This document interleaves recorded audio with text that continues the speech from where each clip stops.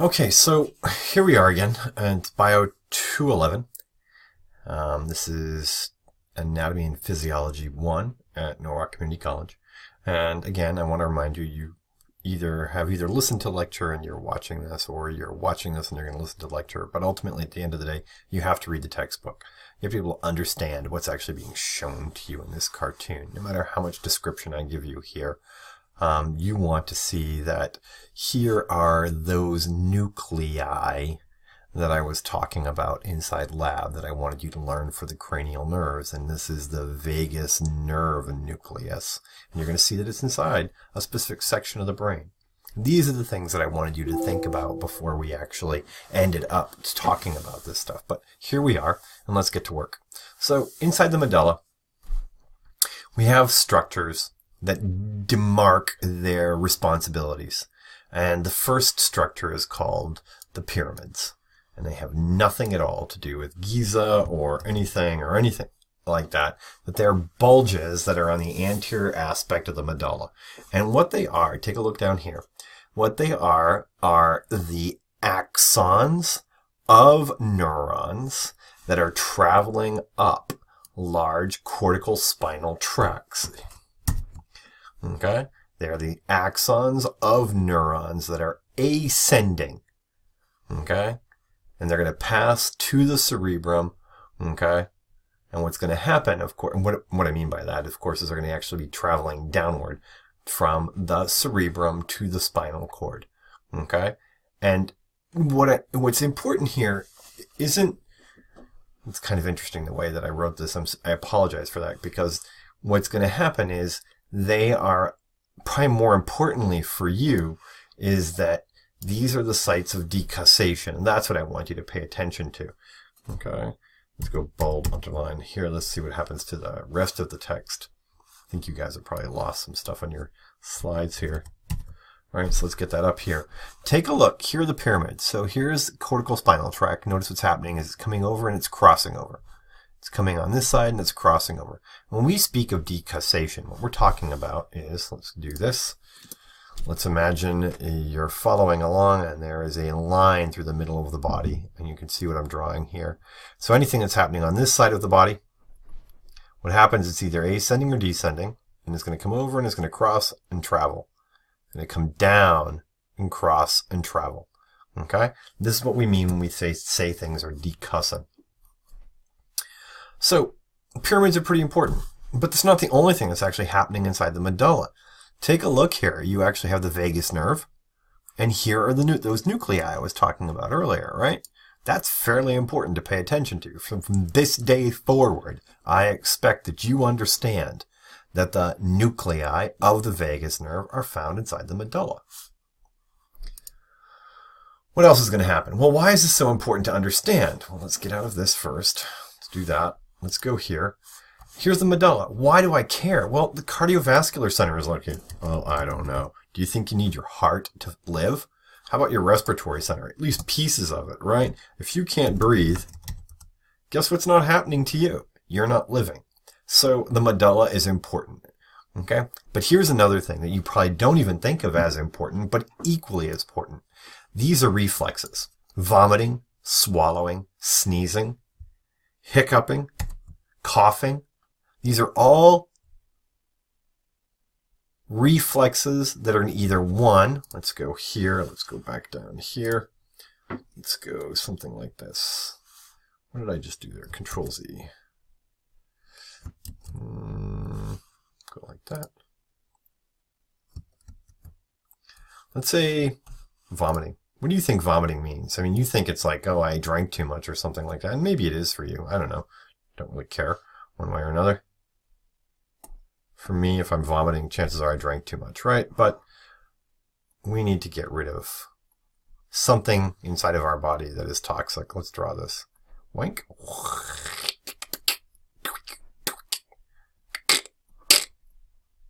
And that's what I mean by a reflex. Your body has decided that there's something there that you need to make sure that you need to get rid of. Okay? Swallowing is the same thing. You actually do not regulate what's going down, which windpipe versus esophagus. Okay, you have some real problems coming on.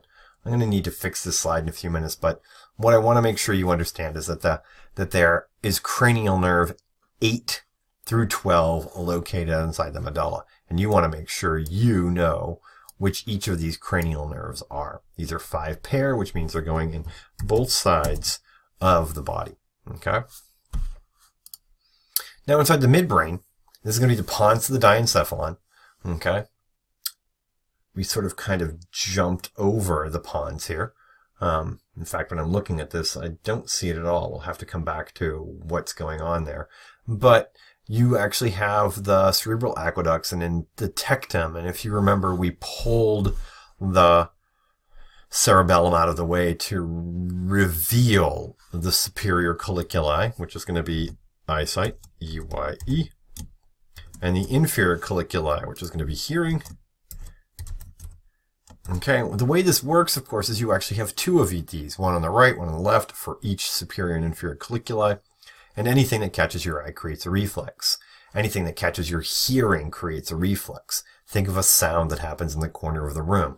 You know exactly where you want to turn your head to so you can now see what's going on. Or imagine something catches your eye on the far left-hand side of your field of view. Your head turns in that direction to not only hear it, but also see it.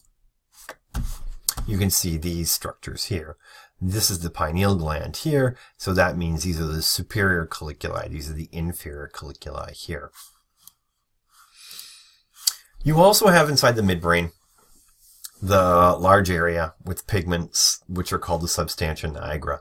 And these are going to be responsible for subconscious muscle activity. When I'm sitting inside class during an exam and I'm watching it, everybody's legs shake like crazy.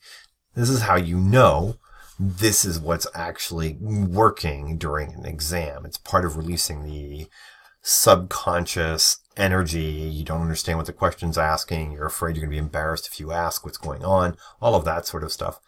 But in comparison to, say, the red nucleus, okay,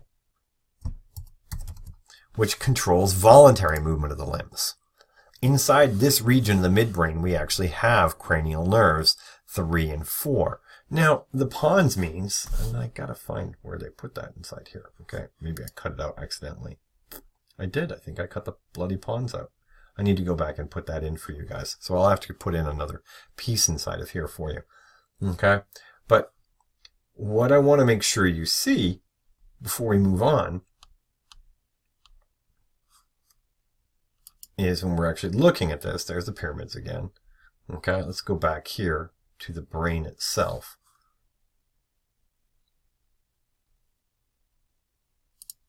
So between the medulla and the midbrain, there's going to be the pons. And so if you know that 3 and 4 are here and you know 8 through 12 are here, guess what's inside here? You know that the remaining cranial nerves are going to be found here. And that means the pons is maybe not as important as the medulla. But definitely, one way to think about this is draw this out for you. I think I actually accidentally got rid of that slide when I had that snafu earlier. Is I can cut different parts of your brain out, right? Literally open up your skull, start cutting them out, and you'll be completely fine. And keep going down. You'll start to fail right about here, right? You definitely won't sense the outside world anymore. I start cutting through here. Well, now notice what I've done. I've gone below the thalamus and the hypothalamus. We need the hypothalamus to regulate normal homeostasis. So, you know, if I start going through here, things are going to get really rough for you. But if I take this out, man, if I take that medulla oblongata out, there's no point in you even being on the face of the planet. Essentially, you're just a spinal cord at that point in time, and you may as well just be a frog. Okay? So I need you to understand that what you actually have here is an increasing set of responsibilities of the cranial nerves as you head towards the cortex. And what I want to also make sure you hear, because you're listening, hopefully, is that the most important ones are down here inside the medulla. Yes, I just said that. The most important ones are down here inside the medulla. Bam, let's get rid of you over here. Whack. Put you back over there. Let's go like this.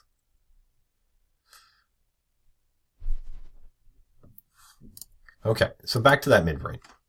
So here's another view of it, and you can actually see the superior colliculi there which makes the tectum, which was the corpora quadrigemina. And here's the cerebral aqueduct, which is cerebral spinal fluids passing through it. And here's the red nucleus, and there's the substantia nigra there. As we ascend, Mother Nature has to figure out what's important. And I'll talk about this more inside class, but it's interesting. As you're headed up towards the cortex, your body creates a system that's called this reticular activating system. And what it's doing is it's detecting the number and the content, I should say the number and type of stimuli that are going to help you maintain consciousness. While I'm lecturing in class and you guys are falling asleep, right? It's kind of funny to watch. You know, you can watch your eyes cross. I know most of you have been at work since like 7 o'clock in the morning, and you have me at class at 4 o'clock in the afternoon, and your eyes start crossing the moment I start saying, and this is what's important for your exam. And you're like, oh, I just don't care anymore. But really what's important to understand is that reticular activating system is what's required to keep you aware of what's going on. We're going to move up over just temporarily to the cerebellum, the second largest part of the brain, and its lobes, anterior and posterior lobes, are for subconscious aspects of skeletal movement, where the follicular nodular lobes on the inferior side are required for equilibrium and balance. Remember, we had some fun with this when we were talking about the actual reflexes, and you were dropping your key while you're trying to put the key inside the lock at home when you came home after you took your final exam in this class. And you can see here, here's that vermis. I was looking for that in your practical, but if you gave me cerebellum, I was happy with that. And you're going to see here that the gray material on the outside is the cortex, which means they are the interneurons. And that means this white matter here is arbor vitae, and that means that signals are going to travel in here. We're going to either consciously or unconsciously regulate corrections for movement, and we're going to send that information back into the brain. You actually have that gray matter, which is called folia, right? And you have the arbor vitae, and this means that the white matter, of course, are the axons that are myelinated, not avons, axons. Somebody asked me about avon yesterday or 2 days ago. I have no idea why I remember that. Okay, and we're going to travel through peduncles, the superior, the middle, and an inferior. And what they're going to do is they're going to coordinate the movement and regulate posture and balance inside the human body. Well, that's kind of fascinating, but we don't have time to get into all the details of it. Instead, what I want to do is move back into the brain and go to the structure that's called the thalamus. So I'm going to draw a quick brain for you, just so you remember. Yay, down here. So here's whoops, let's get out of that. Cerebellum, yay. Cortex, pituitary gland, pons, medulla, travel down. And what we're doing is we're inside the hypothalamus here, and notice our conversation is starting here at the thalamus. And what we're doing is we're looking at this little piece right here, and you're going to see that this is color-coded. Pay attention to that. This is color-coded to where the axons of that neuron, or those neurons, are going to map to the cortex of the brain, where the processing of the information that's traveling into that cortex is traveling to or traveling from. And you'll see it's the major relay station for sensory inputs into the brain itself. The hypothalamus, which was anterior and inferior to that, has a series of nuclei inside of it. They all have really fancy names. Paraventricular nucleus, lateral preoptic, medial preoptic, anterior hypothalamic nucleus, suprachiasmatic, supraoptic. And really what's important is, if you took a neurobiology class, obviously you'd have to know all of these, but what's important is that the sum of these are determining your normal homeostasis. Okay? And that is going to then affect what's going to happen here inside the pituitary gland. So we can regulate both at the nervous system level, but also the endocrine level, the functions of our body, by utilizing the hypothalamus to control endocrine responsibilities. You'll see that here. It controls the autonomic nervous system. It's going to produce hormones. Those hormones are going to affect the specifics of both the ant-pit, ANT, and post-pit pit glands, so that we regulate everything from water volume inside the body to actually the growth rate inside of the body. Okay. Now, how does this actually all happen? Well, that's chapter 18 in AMP2, and we'll come back to that later. What I want to do is I want to move on to this epithalamus, where we're going to make this molecule melatonin, and melatonin actually works antagonistically to serotonin. So while you're awake, your eyes see UV radiation, and they make serotonin. When your eyes close, like when I'm lecturing, they make melatonin, which is going to induce you to sleep. But only a few of you actually literally snore during lecture. At the end of the day, the cerebrum is the seat of our intelligence, and we have these things that are called gyri, which are the folds, and the sulci are the actual depositions. We create longitudinal fissures that are going to separate the right and the left hemispheres, so that you actually end up having the actual brain itself. So, and I just said that wrong, right? The longitudinal hemispheres. Let's imagine these are all spaces, right? And you can see this is a sulcus here, and you actually create major forms of sulcuses to increase the surface area across the surface of the brain.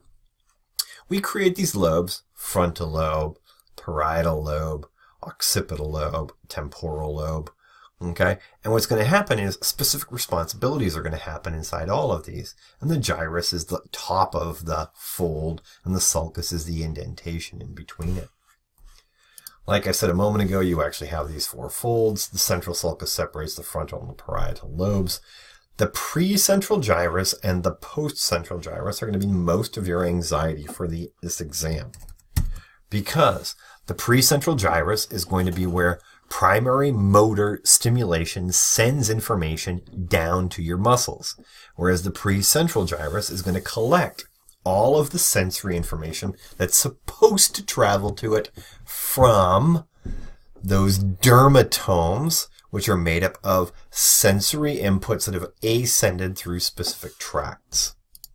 And what actually ends up happening here, and this will be the last slide of this 17-minute procedure, right, where we actually have commissural tracts that allow for communication between the right and left hemispheres. So let's go right and left hemisphere here. Left, not keft. Left hemispheres, HEM, right? Whereas association tracts are within the same hemisphere, So imagine we wanted to send a signal from the anterior to the posterior. You would find some wiring diagram here where the axons are traveling between these. And then you have projection tracts, which are going to go up and down, up and down. And this could be between, not down, up and down, between, say, the cerebellum and the motor cortex, or the cerebellum and the cerebral cortex. And this is what's going to happen. You use these three types. Notice how I'm bolding them for you. Whoops. No, I don't want a new slide there. Thank you very much. Let's get rid of you. Done. Okay, cool. Let's go like this. Let's go like this. Let's go. These commissural are going to allow between the hemispheres. Association will be within the same hemisphere. Bold. And the projection tracts are up and down inside hemispheres. Okay? It's a good place to stop. I've been talking for a little too long. I'm sorry. This is going longer than I really wanted it to, but it was important we actually get to this point here.